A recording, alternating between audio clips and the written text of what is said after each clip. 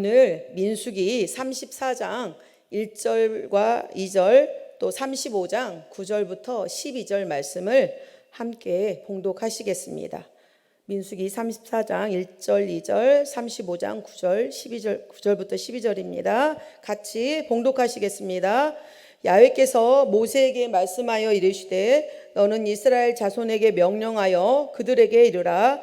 너희가 가나안 땅에 들어가는 때에 그 땅은 너희의 기업이 되리니 곧 가나안 사방 지경이라. 9절입니다. 야훼께서 또 모세에게 말씀하여 이르시되 이스라엘 자손에게 말하여 그들에게 이르라. 너희가 요단강을 건너 가나안 땅에 들어가거든 너희를 위하여 성읍을 도피성으로 정하여 부지 중에 살인한 자가 그리로 피하게 하라. 이는 너희가 복수할 자에게서 도피하는 성을 삼아 살인자가 회중 앞에 서서 판결을 받기까지 죽지 않게 하기 위함이니라. 아멘. 네, 오늘은 민수기 마지막 시간이에요. 그래서 오늘 짧은 시간이지만 민수기 34장, 35장, 36장을 통해서 하나님의 말씀의 은혜를 나누고자 합니다. 먼저 34장을 살펴볼 텐데요. 이제 가나안 땅에 이스라엘 백성들이 이렇게 가나안 땅 앞에 도착해요. 그 건너가기 전에 요단이죠. 그 건너 앞에 도착합니다. 그런데 하나님께서 이스라엘 백성들에게 그 땅에 차지할 경계에 대해서 말씀을 해주세요. 그 사방 지경에 대해서 말씀을 해주시는데 이때는 우리가 요단을 건너지 않았어요. 가나안 땅에 들어가지 않은 때입니다. 그래서 2절에 보니까 2절 하반절에 아까 읽으셨잖아요. 너희가 가나안 땅에 들어갈 때는 이렇게 얘기하고 있어요. 아직 안 들어갔다라는 것입니다. 그뿐 아니라 안 들어간 것도 문제지만 가서 해결해야 될 게 뭐가 있겠어요? 이방 족속들을 다 진멸해야 되는 그런 그 부담감이, 그런 일이, 과업이 있었던 것입니다. 그런데 저는 하나님께서 이거에도 불구하고 백성들의 마음이 살폈는지 안 살폈는지 아시겠죠? 저와 여러분이 만약에 그런 상황에서 있다고 가서 니네 이 땅 이만큼 줄 테니까 차지해 그러면 땅 따먹기도 아니고 그렇잖아요. 땅 따먹기는 게임이고 즐기는 거지만은 그건 또 가서 우리가 실질적으로 누리고 차지했다는 그게 아니지 않습니까? 많은 역경과 부딪힘과 또 피 흘림이 있어야 될 텐데 그렇게 말씀을 하신 거예요. 내가 여기부터 저기까지 너에게 줄 거야. 그게 너의 지경이 될 거야. 라고 이렇게 말씀을 하신 거예요.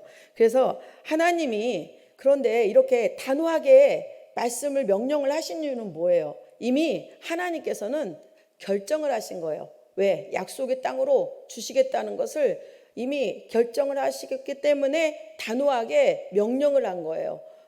그러니까 너희 담대해라. 겁먹지 말고 내가 너희에게 주는 땅을 과감하게 가서 차지해라 라고 힘을 주시고 소망을 주시는 것입니다.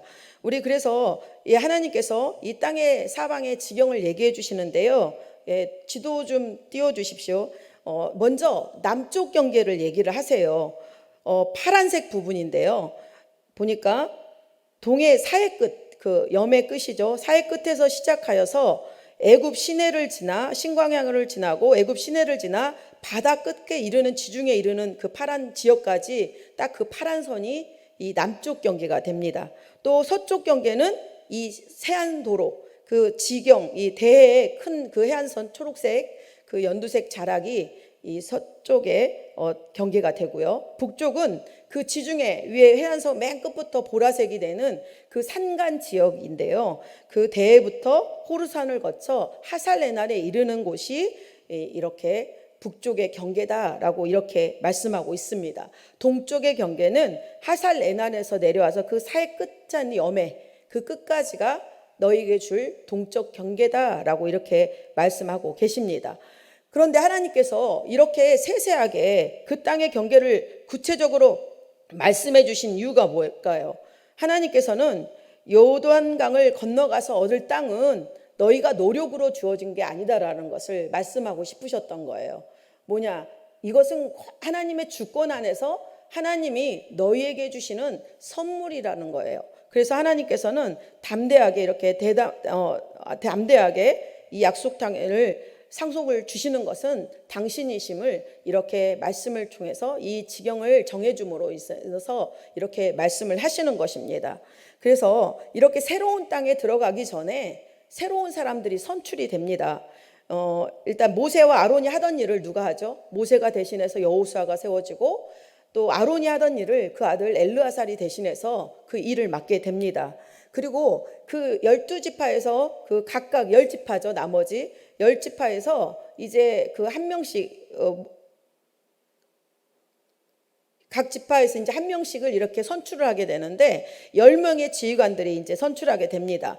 가나안 땅을 분배하게 되는데 구체적으로 이 보면은 민수기 34장 16절에서 우리가 읽을 수는 없는데 29절까지 보면 그 10지파의 이름들이 그 지파의 그 지휘관들이 일일이 이름이 기록되어 있어요.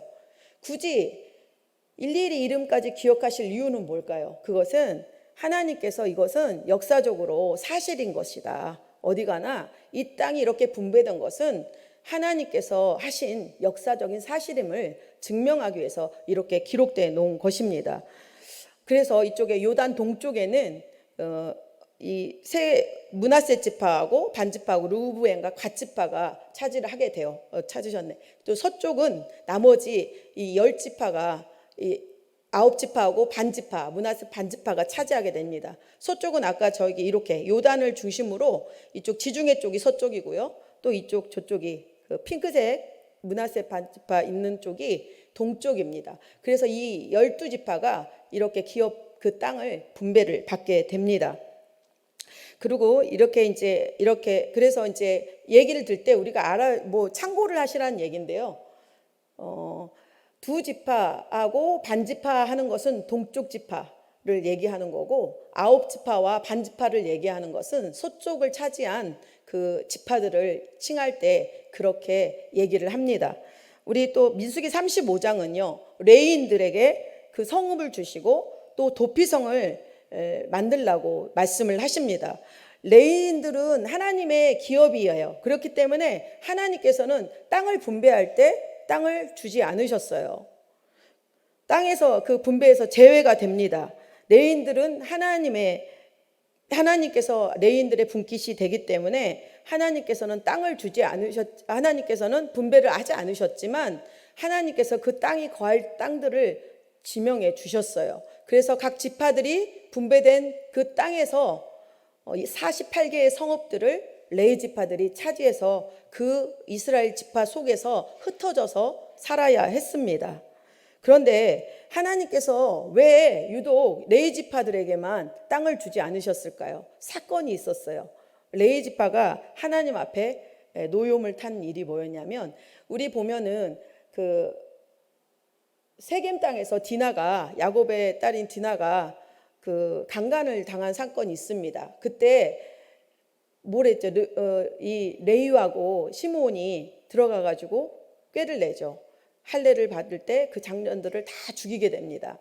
그때 진노가 인해서 야곱이 저주를 하게 됩니다. 죽을 때 이렇게 축복을 해주잖아요. 기업들의 자녀들한테. 그런데 레위에게는 이런 예언을 하셨어요. 예언을 했어요. 창세기 49장 7절에 보니까 그들은 야곱 중에서 나뉘며 이스라엘 중에서 흩으리라 라고 이렇게 예언을 했어요. 그런데 이 예언이 실질적으로 일어나게 된 것입니다. 그렇지만 나중에 이 레위 지파는 이스라엘의 금송아지 사건으로 인해서 우상 숭배 때 하나님 앞에 범죄했을 때 의로운 그 분으로 인해서 그 우상 숭배를 한 지파들을 다 죽이게 됩니다. 그럴 때 하나님께서 회복을 주세요. 그 하나님의 일을 할 수 있는 그런 일들을 맡게 됩니다.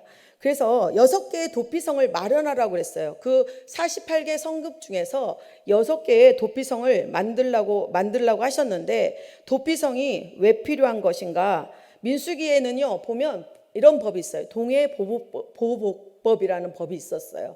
이것은 이에는 이고 눈에는 눈이고 당한 대로 갚아주는 거예요. 그렇기 때문에 이 제도는 실수로 사람을 죽였을 때, 어떤 사람이 실수로 사람을 죽였을 때도 실수이지만 이 법 때문에 피해 보복을 당할 수밖에 없었던 거예요. 그렇기 때문에 하나님께서는 이럴 때 이 실수로 부지 중에 저지른 사람들을 보호하기 위해서 이 도피성을 만들라고 하신 것입니다. 그래서 이렇게 나왔는데요. 우리 도피성 위치 좀 띄워주십시오. 예, 요단강을 중심으로 해갖고 서쪽과 동쪽에 세 군데를 만들어 놨어요. 서편에는 게데스, 세겜, 헤브론을 만들어 놨고 헤브론 지역에, 또 동편에는 골란, 길르앗, 라못, 벳셀을 만들어 놨어요. 그런데 하나님이 요단을 중심으로 이 양쪽 세 군데를 만들었다는 것은 하나님의 크신 사랑입니다. 어디서 부지중에 실수로 살인을 하고 자기가 죽을 위기에 있더라도 어디든지 금방 뛰어가서 피할 수 있어서 생명을 지킬 수 있기 때문에 우리는 이것을 봤을 때 하나님이 참 우리를 극진하게 죄인이지만 사랑하고 은혜를 베푸시는 것을 깨달을 수가 있습니다. 또 이렇게 해서 35장은 마치게 됩니다. 36장은요, 슬로보앗의 딸들에게 상속해 주신 땅에 대해서 하나님께서 이제 모세를 통해서 하나님이 또 답을 주십니다. 27장에서 보니까 하나님께서 모세를 통해서 므낫세 지파 사람인 슬로보앗의 딸들에게 땅을 상속을 주세요. 그런데 이 마지막 장인 36장에서 왜 슬로보앗의 딸들의 이야기가 다시 나오냐면, 이제 슬로보앗의 그 수장들이 나와서 모세에게 이렇게 말을 합니다. 만약에 슬로보앗의 딸들이 다른 지파로 시집을 가게 되면 그 슬로보앗의 딸들이 받은 기업이 다른 지파로 옮기게 되잖아요. 그럼 땅을 잃어버리는 게 되는 거잖아요. 그런 일이 없어야 되겠다라고, 이런 일이 있을 수 있다라고 이제 모세에게 호소를 하는 것입니다. 그래서 모세는 하나님께 그것을 여쭙고, 또 하나님께서는 그 모세의 여쭈음에 하나님께서 답을 하세요. 슬로바스의 딸들은 다른 지파로 결혼하면 안 된다. 오직 므낫세 지파에서만 결혼을 할 수 있다. 그래야 그 땅이 옮겨지지 아니하고 지켜줄 수 있다라고 이렇게 말씀을 하십니다. 그랬을 때 슬로보앗의 딸들은 하나님의 말씀에 순종해서 이제 그렇게 받아들이고, 이렇게 36장까지 해서 이렇게 우리 오늘 민수기는 이렇게 마무리됩니다. 그런데 여러분, 오늘날 저와 여러분이 받게 될 기업과 또 그 우리가 보호받을 수 있는 피난처는 무엇입니까? 구약 성경에서는 그 기업이라는 단어가 하나님께서 이스라엘에게 분배하신 약속의 땅, 또 토지, 또 상속에 관한 그런 뜻으로 이렇게 말씀하고 있습니다. 그래서 하나님께서는 이스라엘 백성들에게 주신 그 기업의 땅을, 그 상속받은 이스라엘 백성들이 청지기가 되어서 그 땅을 잘 보존하기를 원하시는 겁니다. 또한 이스라엘 백성들은 그렇게 살아야 했습니다. 하나님께서 주신 기업이니까 책임을 가지고 잘 보존해야 했던 것입니다. 오늘 저와 성도님들의 기업은 십자가 대속의 은혜로 온전하게 구원을 이루어 주시고 우리에게 구원을 주신 예수 그리스도가 되심을 믿습니다. 그러므로 예수 그리스도를 믿는 자는 영원한 기업인 영생과 하나님의 나라를 유업으로 얻게 됩니다. 예수 그리스도 안에 약속된 기업은 예수 그리스도를 믿는 사람만이, 그 사람들에게만 주시는 하나님의 선물입니다. 에베소서 2장 8절은 너희는 그 은혜에 의하여 믿음으로 말미암아 구원을 받았으니 이것은 너희에게서 난 것이 아니요 하나님의 선물이라. 하나님의 나라는 우리가 장차 가게 될 영원한 나라입니다. 그렇지만 지금 이 순간에도 저와 여러분의 마음에 그리스도 안에서만 경험할 수 있는 하나님이 다스리는 그런 상태라는 것입니다. 성도 여러분은 예수님 안에서 평안을 누리고 계십니까? 평안을 누리고 계십니까? 네, 아멘이시죠? 네, 예수님은 영원한 기업이 되시고 우리의 도피성이고 피난처가 되십니다. 우리는 죄를 지어서 죽을 수밖에 없는 마땅한 죄인입니다. 그런데 우리 죽어가는 죄인들을 하나님은 사랑하셔서 인생의 길을 열어주시고 또 생명의 길을 만들어 놓으셨습니다. 우리가 죄를 지었고 그 죄값으로 당연히 죽어야 하는 사람들이지만 예수님을 믿고 그분 안에 피하고 그분 안에 머물게 되면 우리는 죄사함을 받고 그 예수님과 함께 영원한 참된 안식과 평강을 누리게 될 것입니다. 예수님은 저와 우리 성도님들의 피난처가 되십니다. 그래서 그 참된 피난처이신 예수님 안에만 우리 인생과 삶의 평강과 참된 기쁨과 참된 쉼이 있을 줄 믿습니다. 도피성을 떠난 자들은요, 죽음에 대해서 자기가 처벌당하는 당할 그런 불이익에 대해서 누구도 책임을 지지 않았어요. 만약에 도피성에 있어야 되지만 있어야 사는데 만약에 밖에 나갔어요. 거기서 그 피배 보복자들, 그 친인척들과 가족들이 살인자를 찾게 돼서 죽이게 되면 누가 하소연할 데가 없는 거, 그건 죄가 아니었어요. 왜? 이미 도피성 밖에서 자기가 있어야 되는데도 대제사장이 죽을 때까지 있어야 되므로 보호를 받는데 나갔기 때문에 그 죽인 가족들이 죄가 안 된다라는 것입니다. 이것은 무슨 말씀을 뜻하냐면, 여러분, 세상의 마귀는 우리가 세상 가운데 있을 때 어찌하든지 우리를 집어삼키려고 우는 사자처럼 먹이를 찾아서 다닙니다. 예수님 밖에는 사망이 있습니다. 죄가 있습니다. 평안이 없습니다. 그렇기 때문에 우리는 항상 예수님 안에서만이 우리가 안전하게 보호를 받고 또 위로를 얻고 힘을 얻고 나가는 줄 믿습니다. 그렇기 때문에 저와 우리 성도님들이 예수님 안에서 예수님과 함께 교제하고 또 성령 하나님과 동행하고 그 주시는 그 사랑과 은혜를 경험하면서 기쁨으로 하나님을 또 섬기며 순종하며 나가야 될 줄 믿습니다.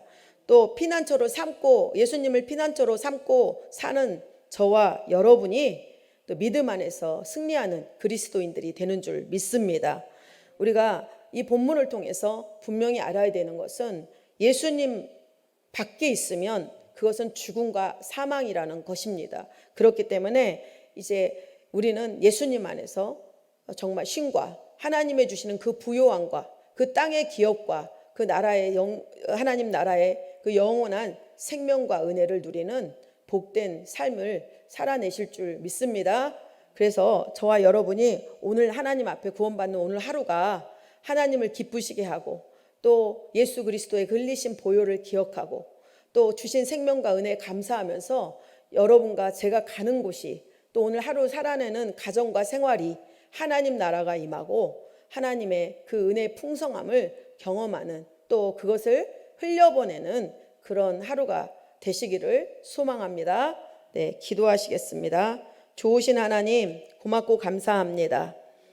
우리의 영원한 기업이 되시고 피난처가 되어 주셔서 하나님의 생명과 하나님의 나라를 상속받는 하나님의 자녀되게 하신 것을 감사합니다. 하나님, 오직 주 예수 그리스도 안에서만이 우리가 하나님의 참된 쉼과 평안을 또 하나님의 기쁨과 쉼을 얻을 수 있음을 믿습니다. 그 피난처이신 예수님 안에서 하나님 항상 그 마음을 지키며 하나님을 찬양하고 승리하는 삶이 되기 원합니다.